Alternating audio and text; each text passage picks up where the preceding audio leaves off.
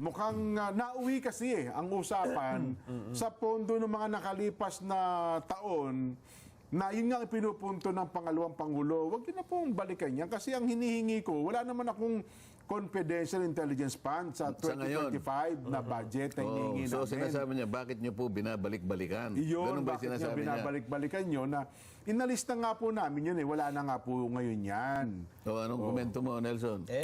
Tama naman kasi hindi na yun ang paksa, hindi ba? Oo.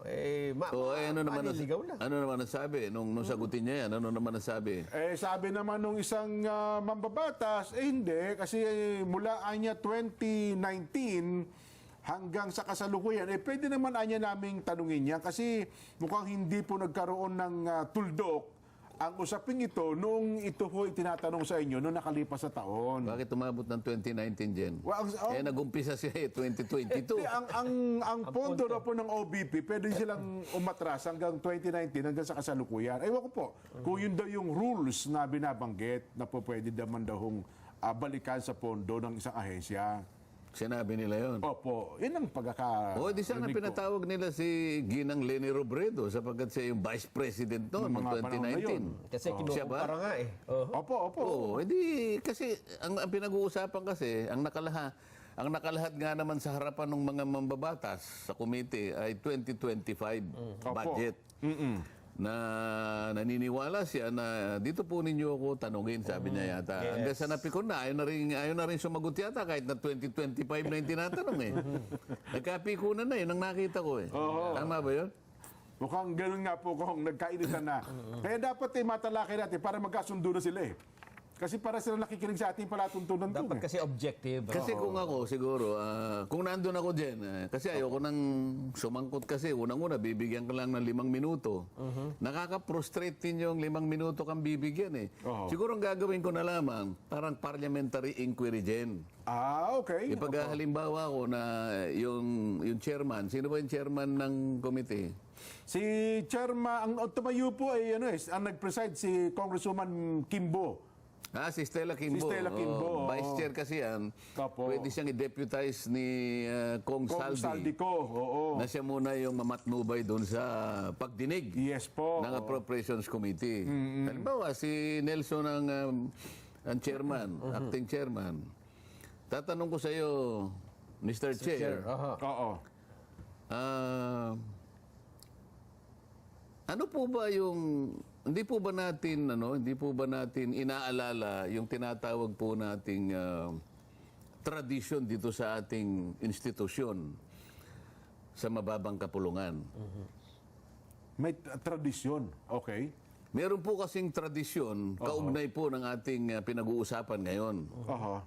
Halimbawa po ako bilang isa, sa tagal ko na po rito sa institusyon na ito, sa aking palagay, by next year, kung matapos ko po yung aking term, I would have completed 18 years in the House of Representatives. Meron po tayong tradisyon It's a time-honored tradition. It's a well-kept tradition. Na naobserba ko po sa pananatili ko sa House of Representatives, Mr. Chair. Okay. Ang totoo po niyan, kung maalala nyo, Mr. Chair, noong 2023, naalala ko po, tinatalakay po yung budget ng Vice President. Yes. Tumayo po ang ating Senior Deputy Majority Leader. Opo. Kong Sandro Marcos. Ang panganay na anak ng ating Pangulo. Opo. One of the most amiable members of the House of Representatives. Alam ko yan, Jen. Opo. Kasi hindi pa siya congressman din. Nagsilbi siya sa opisina na noon ay majority leader na ngayon ay speaker, Martin Romualdez. Ganun po. Napakagalang na bata niyan din. So matagal na pala sa Congress si Kong Sandro? Doon siya nag-training. Alam mo, yung kanyang bearing, yung bearing. Makikita mo talaga, very professional, napakabait na bata. Okay. Hanggang sa maging ganap na congressman din. Bakit ko nababanggit ito, Mr. Chair? Noong 2023, at bago pa pag-usapan yung confidential fund ng Vice President, tumayo siya. Sabi niya, Mr. Chair, Mr. Chair, sabi niya, Oho. I am invoking, sabi niya, the long time and the time-honored tradition Ah, okay. that the office of the in processing the budget of the Vice President, Opo. there are no questions being asked, sabi niya. So wala nang itatanong. And because of that, Madam Chair, Mr. Chair, ha, Oo. wala na nagtanong. Wala na. In 10 to 15 minutes na approve po ang budget ng Vice President. Oho. Ito ang tanong, Mr. Chair. Kung ito po ay itinaguyod natin sa mahabang panahon, alam mo, pagka-tradition po ito, parang it was set in stone. Yes. Oho. Hindi basta-basta nawawala ito Pinangangalagaan ito, nirirespeto ang isang well-kept tradition. So, Mr. Chair, ano po ang dahilan bakit po natin binago Bigla ang nawala, tradisyon? Pakisagot mo, Mr. Chair.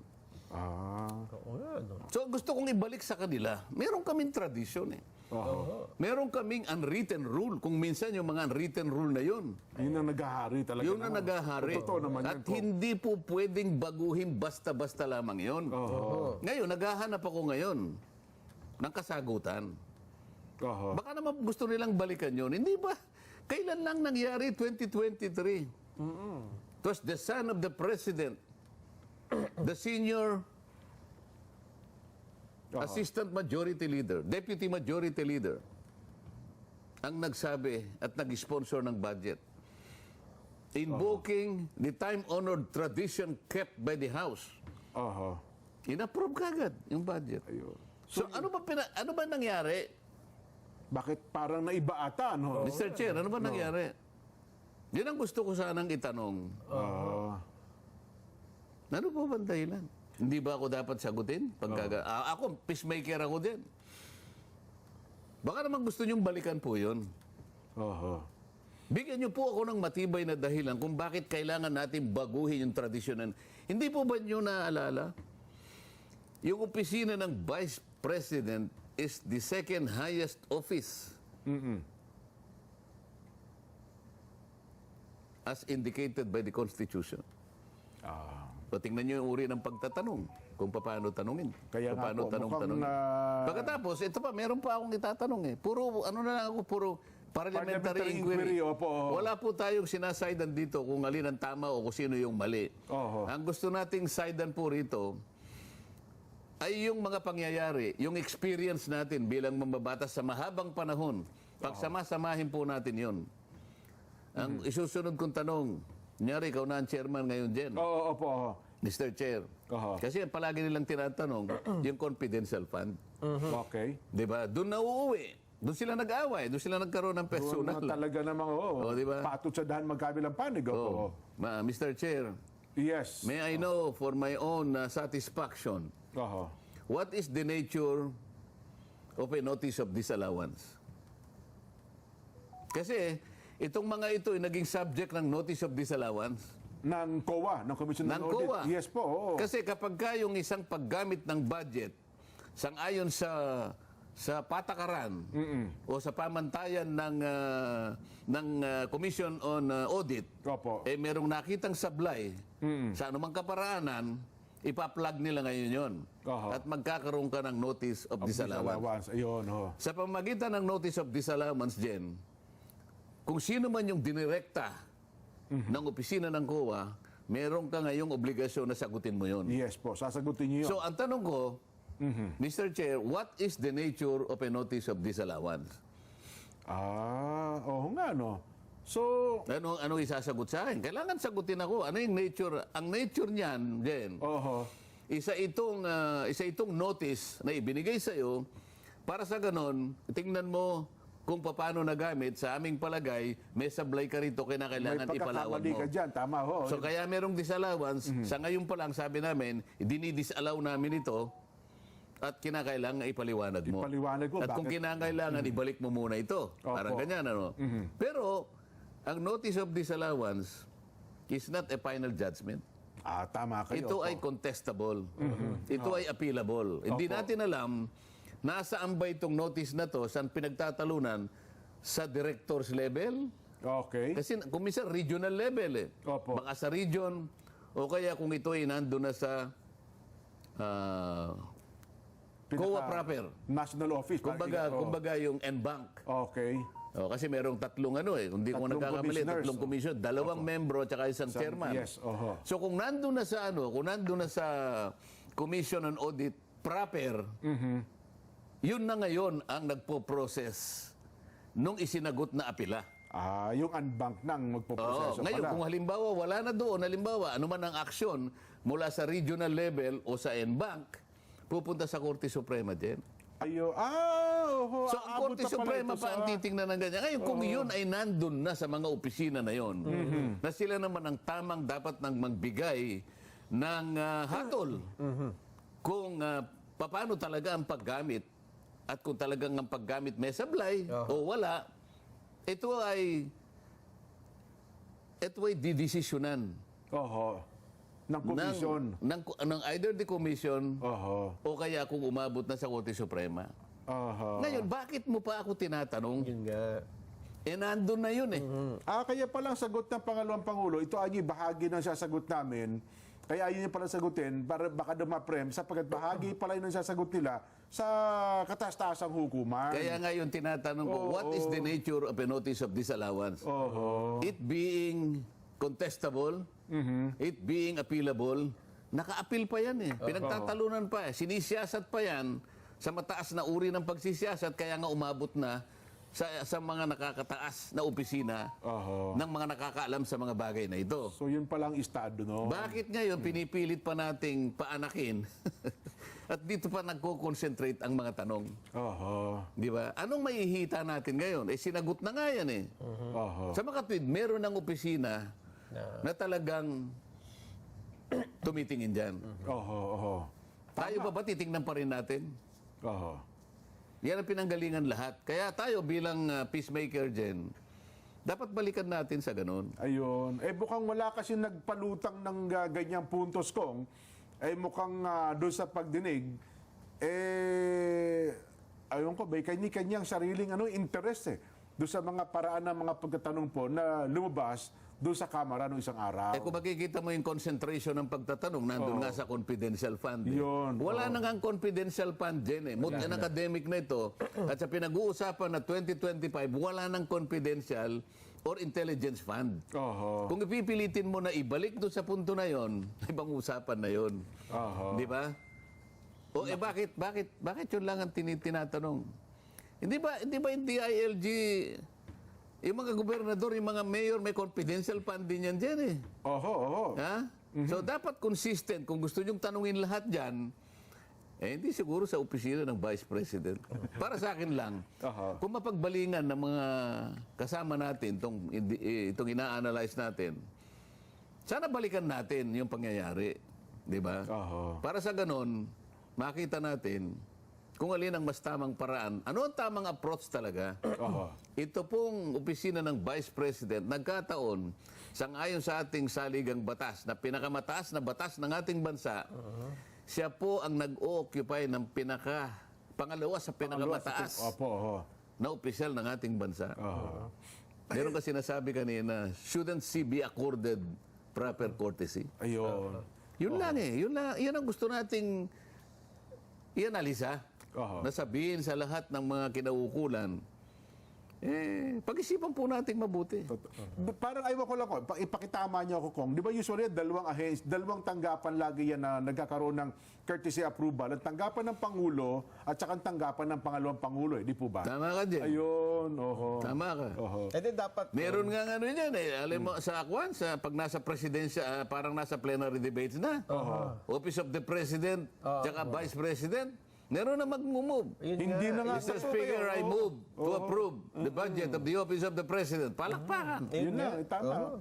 Kasi, kung titingnan mo kasi, ito yung pinakamataas at pangalawang pinakamataas na pangulo na opisyal ng bansa. Yung karapat dapat na paggalang at pagtitiwala na ibibigay mo sa kanila, dapat nandun eh. Dapat nakasangkot yung pagtitiwala na yun eh. Vice President, Oho. pagtatatanungin mo tungkol sa confidential fund na wala na nga. Nandun na nga sa pangangalaga ng COA yan. Kung nasaan man yan, pinagtatalunan na yan, inaanalisan na yan. Ngayon, dito pa rin tayo. Aha. Ang pagsulong ng bansa, ang isipin mo, Ayun. doon tayo. Yun ang peacemaker, Jen. Ayun, oo. Eh, dapat pala may tumayo doon, Kong. Sabihin, in line with the long-standing tradition Tumayo of ka giving the office of the Vice President parliamentary courtesy, I move to terminate the budget hearing. Hindi na. I move to approve the Approve, budget hindi pala of the terminate. office of the Vice President. Approve. Sana may ganon. Dapat may ganon. So, we're calling on the more cooler heads. Aha. Yan, opo. Mga colleagues natin sa House of Representatives. Oho. Yung kaukulang paggalang at kortesiya sa pangalawang pinakamataas na opisyal ng ating bansa. Oho. Hindi po natin inelect yan ng ganun-ganun lang. Totoo. Ako Nila na- pinaglagakan po ng napakataas na pagtitiwala ng maraming botante ng ating bansa. Yun po yung tingnan po natin.